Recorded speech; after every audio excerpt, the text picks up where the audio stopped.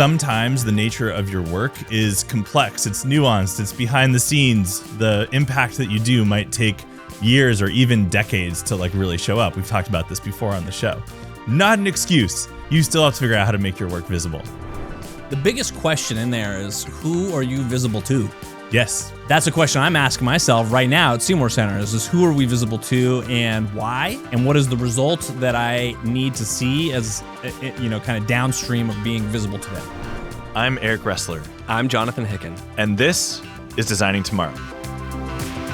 Okay, so Jonathan, lately I've been working with clients, and this happens to me, I feel like in fits and starts a little bit, where sometimes the clients are a little bit reluctant to be visible about their work. There's a couple different reasons why this shows up, which we'll get into, but it irked me enough that I felt like I'm going to bring this into the pod for this week, and I'm going to make maybe a little bit of a provocative claim here, which is that orgs who are consistently good at visibility outperform and are more successful, generally speaking, than orgs who are really good at impact. Ooh, spicy. I've been thinking about this a lot, okay, actually, lately at Seymour Center. And just to be clear, I'm not saying you shouldn't be good at impact. What I am saying, and my claim here, is that you also have to be equally good, if not better, at figuring out how do you make your work visible. Let's break this down. Okay, so a couple things. There are good reasons why visibility is hard in our space, and I do want to acknowledge some of those reasons. So sometimes the nature of your work is complex, it's nuanced, it's behind the scenes. The impact that you do might take years or even decades to really show up. We've talked about this before on the show. Not an excuse. You still have to figure out how to make your work visible. Sometimes it's capacity. Oh, we don't have the staff. We don't have the time. We're so busy doing this. Not an excuse. You have to figure out how to make your work visible. So I hear all of these reasons, and they're valid reasons, but I am going to passionately defend. I don't care about those reasons. This is so important. You have to figure it out. You have to figure it out just the same way you have to figure out and get creative and get scrappy, or whatever word you want to use, to actually make an impact as an org too. I think you've missed one of the reasons why some of us in the space might avoid being visible, and that is just some sort of moral objection to, maybe if we're too visible, that devalues the sincerity or the authenticity of the impact. There's a sort of humility thing in there. That's a big one. The we're a scrappy org doing good work behind the scenes fallacy. Yeah, I don't. No, not an excuse. It's not good enough. I agree. Good enough. I agree. I think that era is over. I think that there used to be, and maybe there's still some corners of the social impact ecosystem where you can get away with that, but I would not bet on that strategy if I were you. Now, when you say that an organization that is better at being visible than one that's not outperforms, what does that mean? What do you mean by that? Okay, so that's a good question, because by what metric, right? Largely resources. And so resources matter in this space, right? One of the biggest barriers of impact work is not having the proper resources to match the scale and the ambition of your mission, especially when your mission is really ambitious or big. So what I've noticed is that a lot of orgs who get the attention, who get the funding, who attract the right teams and the staff to do their work, they're also the orgs that are the most visible. Kind of begs the question, what came first, the chicken or the egg, right? Are they visible because they are so good at their impact that they naturally become visible? And I don't think so. No, I don't think. I think it's, maybe there are a few cases of that being accidental. Yeah. But I think in the vast majority of visible organizations were deliberate about it. Yeah. So let's talk about, I have a sort of weird political parallel here. Okay. That I think is interesting. So Obamacare / the Affordable Care Act, right? I certainly do. So even at a national politics level, when we're talking about reaching everyday citizens for, an issue that matters to basically everyone, healthcare, they did polling, and I don't know, we'll look it up and put it in the show notes, but I distinctly remember this, where people polled very positively overall for the Affordable Care Act. And those same people polled very negatively for Obamacare. The branding of Obamacare. Yes, just the name, even Obama, right? Yeah. And there's political polarization and whatever in the mix there for sure. But my reflection here is that Democrats have traditionally been not very good at making their work as visible as they could or should. And that is one of the problems that they are facing as a political party and movement right now, just at large, right? There's obviously there's lots of disagreement and differences in the Democratic Party and Democratic leadership and whatnot, especially in this moment. On the contrary, Trump is very good at making his work visible, even when, and maybe especially when, it's awful. And maybe that's because it's like bull in a china shop style visibility where it's just like you can't look away, or like a fast motion or slow motion car wreck. But even when you think about what's going on with like a lot of his policies, it's almost like spectacle as policy. I think I probably stole that from Ezra Klein.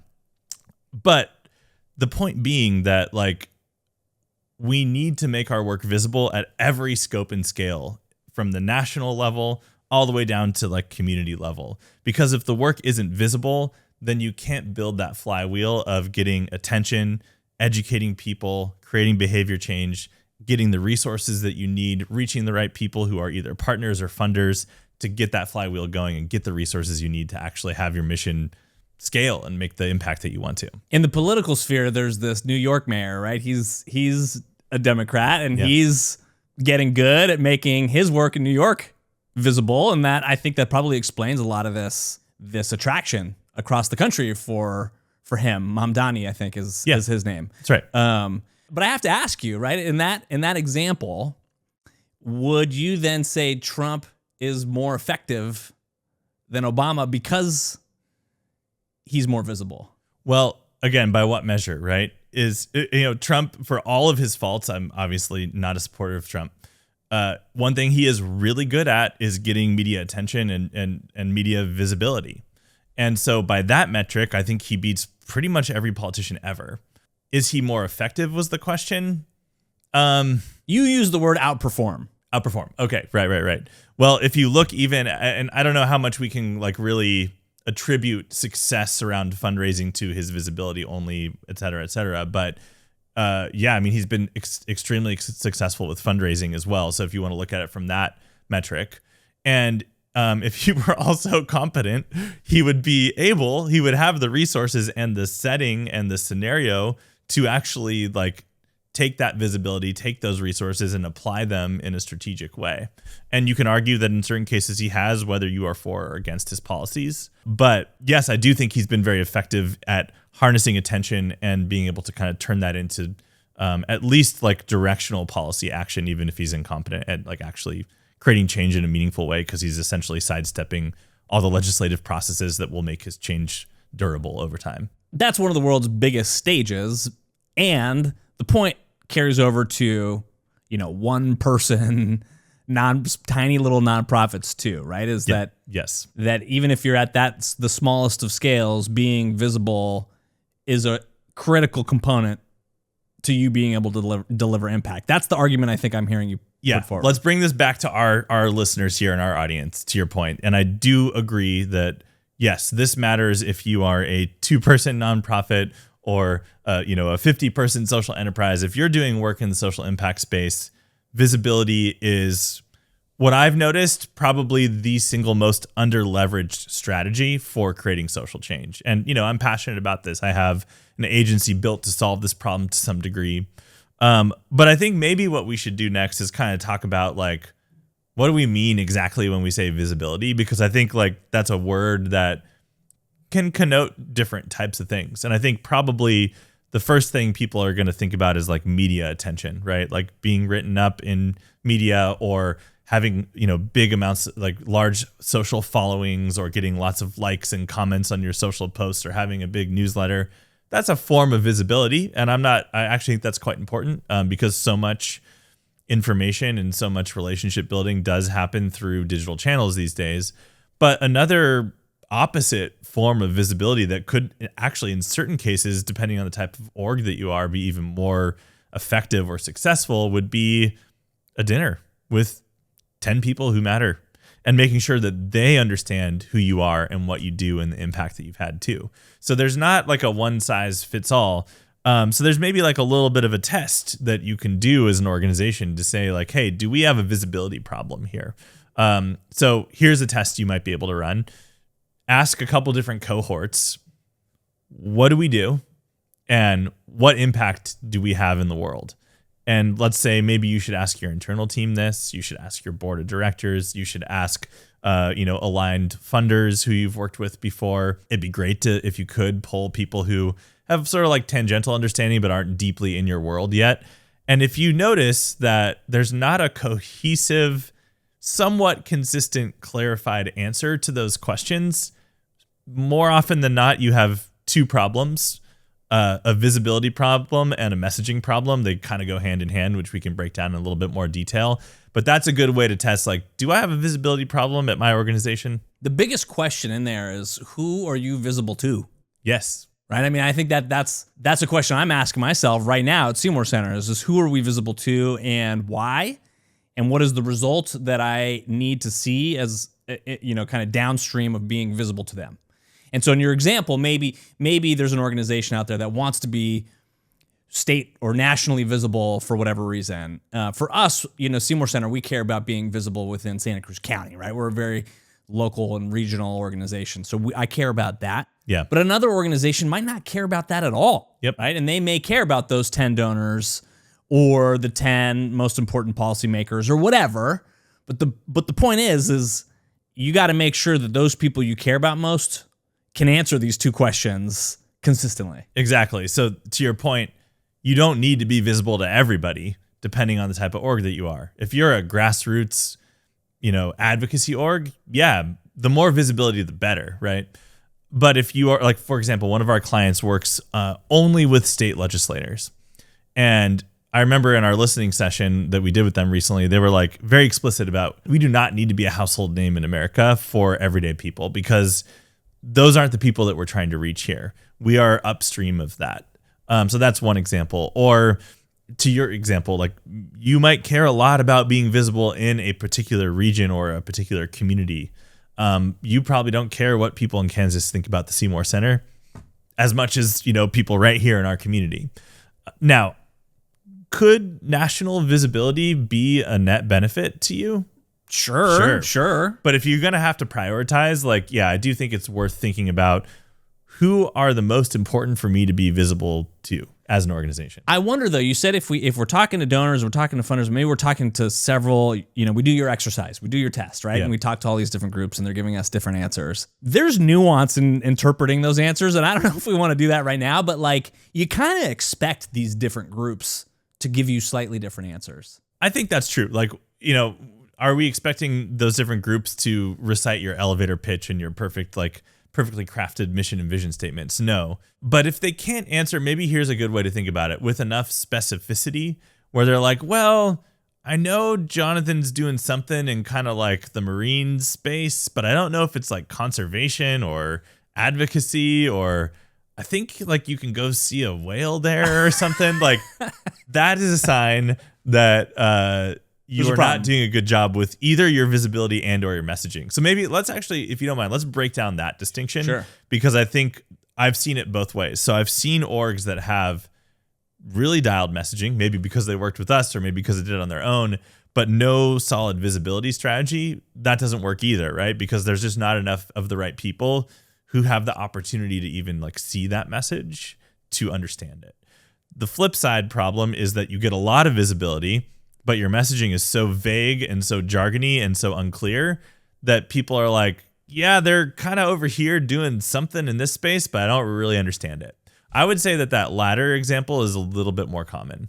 Which do you, if you had to pick one to do well and one to do poorly, which one? Visibility, man. Yeah, okay. Visibility, right, because yeah. At least you get the chance. You're opening a door and people could maybe dig in on their own. Yeah. If you have no visibility, you don't even have a chance. Yeah, fair enough.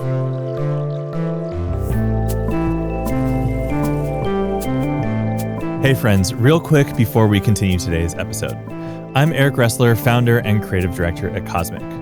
Cosmic is a creative agency purpose-built for nonprofits and mission-driven organizations. For the last 15 years, we've helped leaders like you nail your impact story and sharpen your strategy.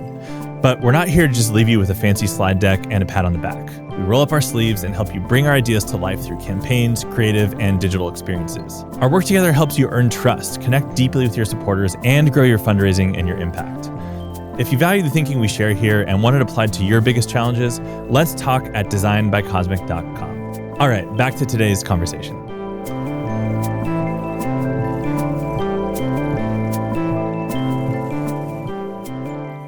I think about this in terms of sort of sequencing and how much effort I'm putting into to certain arms of the business at any given time. Yeah. And actually, I think back to my time in tech, and I worked at this company that was doing usability testing, and it's sort of like, it was like a platform where people could sign up and like take usability tests and earn $10 for 15 minutes of their time.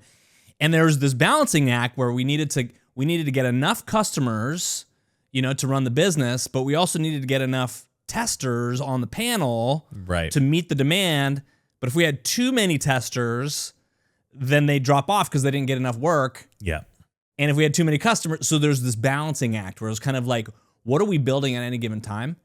And I actually think of this work similarly. If we take impact and visibility as these two things to balance, I think that organizations need to start with the impact. Yeah.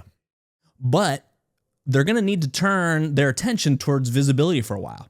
But then I'm anticipating, at least at Seymour Center, I'm sort of in this visibility mode right now, but I'm anticipating, okay, once that really gets cooking, I'm going to need to turn back to impact and ramp that up. And it's going to be this like ladder, climbing up the ladder of visibility impact little by little. Okay, so I actually want to challenge that thinking a little bit. Because I think that's actually a common way to think about it. And I think there is a new strategy to consider that we've advised some clients to take that has been really successful, which is to build visibility into however you break down your work, every program, every initiative, so that visibility is built into the planning from the beginning. Now, we've seen this sometimes with like major grants have like a communications budget attached to them or something, right? And, naturally you're going to have to prioritize, right? And you're in a mode of visibility right now, which I do want to give you a chance to talk a little bit about that. But one way to get started on this visibility play or this visibility strategy is to start to think about every time you are spinning up a new program or assessing a program, there should be a visibility arm or element to every bit of what you do. So if you think about your programs at the Seymour Center, education, exhibits. Now we have Seymour Studios. Visibility should not be necessarily like always an equal amount of your work in each of those things. Some things are naturally going to have more opportunities for visibility or be a very visibility first kind of play.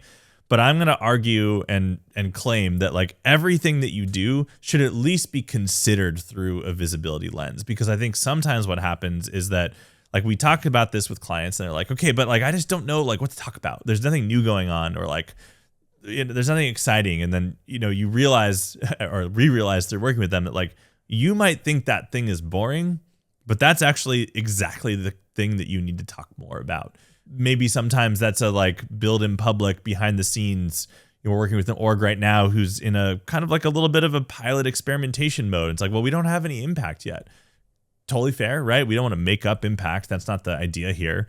So instead, let's shift into a mode where it's like, hey, here's our thesis. Like, here's what we're seeing. Here's what we're observing in the space. And here's what we're learning along this journey so far. And we're going to kind of like take you along for that ride and say, hey, this is what's stopping us right now. Here are the challenges and here's how we're thinking about solving them. I think some orgs do that in a really interesting way, and that kind of like build in public, like behind the scenes style of visibility and content and storytelling can be, I think, really like, I don't know, magnetic to your supporters. I just went through this little like journey as you were going through that. My first gut reaction was like, no, dude, it doesn't work like that. Yeah. Like you can't build visibility into every program, like especially if you're a small organization. Like that's just impossible. The dollars don't add up. Right, like the dollars and cents don't add up. And then I corrected myself and I was like, no, actually, you can do small things. It doesn't have to be huge. It doesn't have to be huge, right? Yes. And so like even, we have volunteering, we have our youth school programs and stuff like that. And we actually, I'm realizing in real time, and maybe this is like a little encouragement for listeners of like, yeah, we build that in because we know that in volunteering, folks that are retired and college students are the people who volunteer the most. So we make sure that when we're recruiting, we hit those audiences. Right. And, our school programs, I kind of actually think of teachers as being our That's right. constituent in that program. So we're like, okay, how are we communicating with teachers? So yes, it is possible. It doesn't have to be huge, but you do have to be deliberate about it. That's a good word, is like deliberate or intentional. Like I think my challenge to listeners is like, throw those assumptions away and just like thought experiment. How might we make this part of our work more visible? And like, what's our visibility strategy? And look, even if you walk away and say, you know what, there's not really much there. There's not much juice to squeeze out of that program. Great. At least you like tried. At least you went through that exercise, because I think what ends up happening is orgs will kind of just default to the obvious solutions. But then you get stuck telling the same stories over and over and over again. And a lot about publishing consistently, having a point of view, being visible in your work is figuring out how to tell similar or the same story over and over and over and over again in new and interesting and creative ways. So I think that if you look kind of like in the corners that you haven't looked at, there's sometimes some storytelling gold there. And it's so funny because sometimes I feel like that's my whole job, is like telling this story 1,000 times a day with slight little tweaks to depending on who I'm talking to, but I'm just like repeating this vision and this impact and the story over and over and over again. Yeah, I mean, let's not forget that like you hear that story more than anyone in the world, right? And so sometimes you're like, well, we already did that piece. Like we already did that thing. I mean, I've been talking about brand for 16 years. You think I don't get bored about it? But it's like I constantly find new ways to think about it and to like repackage and retell the story. I actually think you don't get bored with it. Yeah, okay, I don't really get bored with it. But I do sometimes feel like, oh, we already did something on that. Yeah, we already, and sure. like even some of these ideas in this podcast we've covered in various ways in past ones. Sure. Okay, so look for those opportunities. I do want to speak to something else you said, which is like we don't have the dollars or cents for this, and you already kind of alluded at this, but if you're a listener right now and you're like, okay, Eric, I'm convinced I need to be more visible. I'm going to take visibility more seriously in my work. But like, how do I even get started? It feels overwhelming. We don't have the dollars. We don't have the capacity, whatever the constraints might be. I think you just need to start, right? Like you need to start and just like do one thing and like commit to that and then build on that. Because my claim here and what I've observed over and over and over again is like, once you start, you might not see success immediately, but you'll be surprised, especially if you're going from like 0 to like step 1, how much impact even just like a little bit of visibility might have. We, for example, had a client that we did a rebrand for. They were a brand new org. We started so simple. We're going to write 2 articles a month and we're going to send 2 newsletters a month. And like, at first, they didn't hear much. And then they went to a conference and like everyone at that conference came up to them and was like, hey, I saw that article about that thing you did. It was so good. And they were like, oh my God, people are like reading our thing. I mean, even like our podcast, sometimes I feel like we publish into the void. And it's like, that's sort of the nature of podcasting, right? You see downloads, you see views, but you get some feedback. But I commonly will get people who are like, hey, I listened to that episode and I thought it was like really great. I was like, cool. Maybe like hit like next time. But so you have to remember that, and this is like a little bit of a content point of view, but like there's so many people who are like lurking and are not like participating, but it's like you are creating signal. And so I think that if you're in this position of like, well, how do we even begin? First of all, just consider visibility as like core to your strategy and like think about for every program, for every initiative, for every area of our work, how might we build some sort of visibility strategy into that work and then begin. And then if you do that consistently and you build out that capacity, that skill, that muscle, what will you start to see? Well, now people start to understand your impact. They start to understand your story, start to understand what you do more. That leads to opportunities, to funders, to partners, to staff who you really need that you couldn't have attracted before. It is this flywheel effect. And now, oh, we actually have some capacity. We actually have some more resources than we did last year. Let's not just put all that straight back into program work only. Let's make sure now that we are investing in brand, investing in storytelling, investing in visibility at large. And then that's how it becomes this kind of like flywheel effect. For anybody out there that's still thinking like, okay, Eric, that all sounds good. You keep telling me just start, but Yes. like how? Right. I would say literally be visible to one person. Yeah. Pick one person that you think represents the kind of people that you want to be visible to, and be visible to that one person. And that's just like doing the reps. That's just building the muscle. Yep. Like pick that person and be visible. And then it'll grow, right? And then you'll start reaching more people like that and stuff. So I would say like literally one person. Yep. Okay. So I remember season 2 or something when we still had seasons on this show. I claimed like, Jonathan, you need to be your marketer at the Seymour Center. And at the time you're like, no, dude, I'm not doing that. I convinced you on that one. You've come around. I'm fully in, man. Okay. I have drank the Kool-Aid full blown. So now I want you, before we wrap up today, to just kind of tell a little bit of a story. We've built this Seymour Studios out here at the Seymour Center where we're recording today. You've launched your show, Science Solutions Santa Cruz. It's like what, week 3 of it being out, but at the time we're recording this, something like that? Yeah, 4 weeks. 4 weeks in, yeah. and almost 15,000 views. Okay, so tell me about how good my idea was here. No, I want you to make an honest case and reflection of like how this visibility has affected your business so far. And like, obviously it's still early, but I'm really impressed with how successful the show is so far. Yeah, I mean, look, I did the thing where it was just get started. Yeah. And we to be fair, we had the resources to go bigger. Sure. Right? We had the time, we had the team, we had the resources, and we had a clear idea of the story we wanted to tell and who we wanted to tell it to. All of that was pretty clear to us when you pitched this idea to me on our walk along Westcliff. Yep. So just acknowledging that kind of all of those pieces were already in place for us. We had the space, right? There was a lot of reasons why we were set up for it. I just took the plunge. I knew going into it that I didn't know if this was going to be successful, and it's still early. Sure. Like there's still a lot to learn. But 4 weeks in, we've got 15,000 views.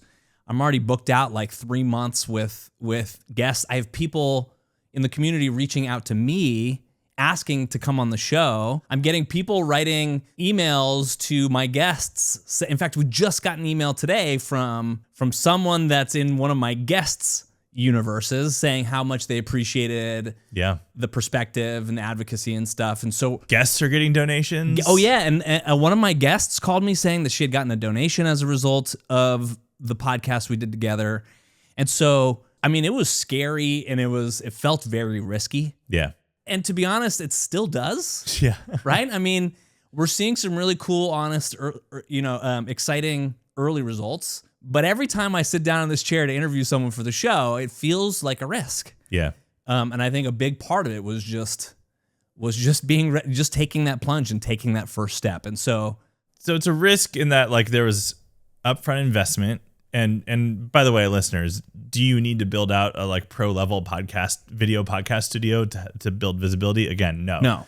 It's a good strategy if all the conditions are right. I think creating media like this, I think, is an important strategy in our current media environment. But there's that upfront risk, right? But there's also the bigger ongoing either risk or trade-off of like a lot of your time and energy now is spent on this kind of work, which means you are not doing other things that you did before, right? You have a certain amount of time as an executive director.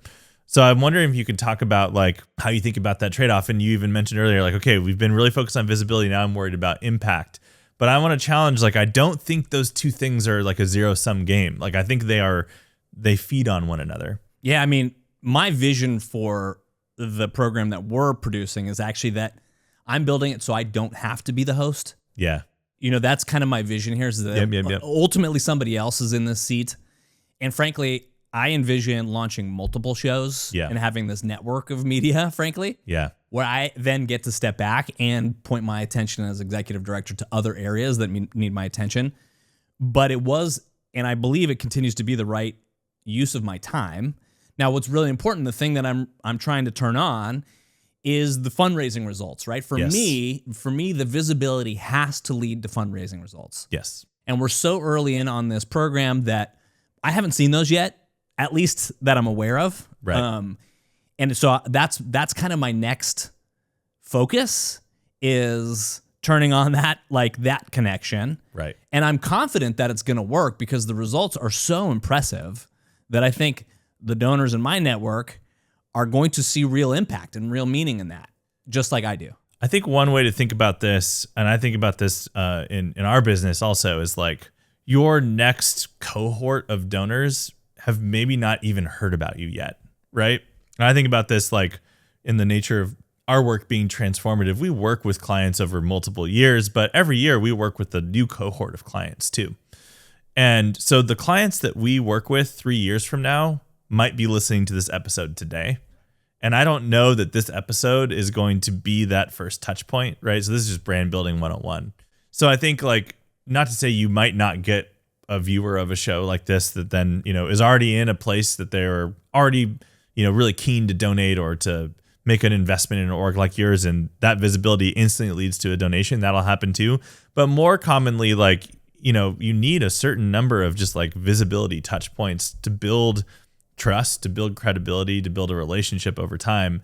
So like a good way to think about visibility as a strategy is like you are paving the way for, in your case, next month's donations, next year's donations, 5 years from now donations. And if you build that visibility machine, you're just creating more opportunities for those conditions to build that.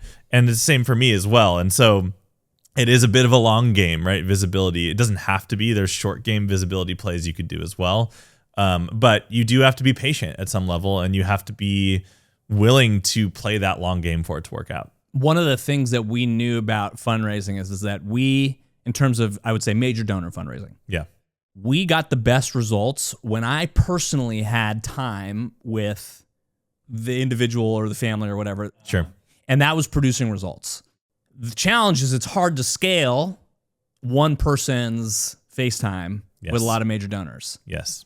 And so the way I kind of think about the show is actually scaling myself with donors that I don't even know about yet. Right. Giving them a chance to get to know me, get to know the questions I'm asking, the kinds of people that I'm working with, week in and week out, and having this like fantastic starting point. So when I do meet that donor, they know me a little bit. Yes. I think I say this a lot when we work with clients and we work with their development directors or development teams. It's like, we do our job well, and your job gets significantly easier because we are building awareness, trust, credibility, so that by the time you sit down for an in-person meeting, like you're not starting at zero anymore. Like you are 3 or 4 meetings ahead that you would otherwise have to do in person. So yeah, I think like to me, for listeners, like the big takeaway today is visibility matters. You're almost certainly under-indexing on it. Take it seriously and reap the benefits. Start with one person if you have to, but get started. Okay, Jonathan, this one was fun. Thanks, Eric. If you enjoyed today's video, please be sure to hit like and subscribe, or even leave us a comment. It really helps. Thank you. And thank you for all that you do for your cause and for being part of the movement to move humanity and the planet forward.